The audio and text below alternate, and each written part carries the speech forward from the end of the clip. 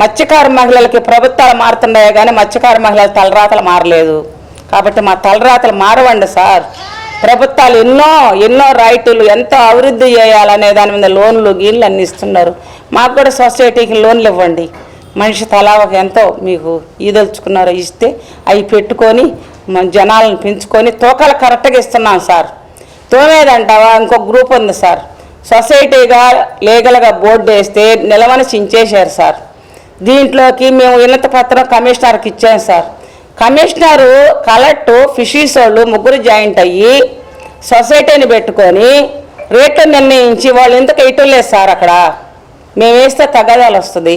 Government ఎందుకు వేయటం లేదు? ఈ జాగ్రత్త ఎవరు తీసుకోవాలా? గవర్నమెంట్ తీసుకోవాలా? పబ్లిక్ వచ్చి మా దగ్గర 10 కేజీలు కొంటే 1550 రూపాయలు మిగలద్ది. మరి పబ్లిక్కి సహాయం చేయాల్సింది గవర్నమెంట్ చేయాలా? గవర్నమెంట్ చెప్పినట్టు మేమేనాలా సొసైటీగా? కాబట్టి వాళ్ళు జోక్యం చేసుకోమని చెప్పండి. వాళ్ళు నిర్ణయించిన రేట్లు వేయమని చెప్పండి. దాన్ని తాకితే సీసీ కెమెరాలు పెట్టండారు, వాళ్ళ మీద కేసులు పెట్టండి. మేమైనా వినకపోతే మా మీద కేసులు పెట్టండి. దయచేసి మేము ప్రభుత్వాన్ని మేము కోరుకుంటున్నాం. కస్టమర్లు రావాలి సార్. కస్టమర్లు వస్తేనే మా బతుకుదిరు. వాళ్ళు రాకపోతే మా నోట్లో మట్టే సార్.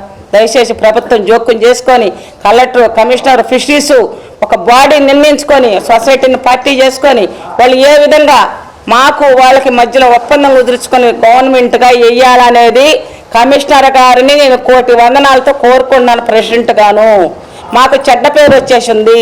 ఈ చెడ్డ పేరు పోయి మమ్మల్ని మనుషులుగా చేయాల్సింది కూడా ప్రభుత్వమేను.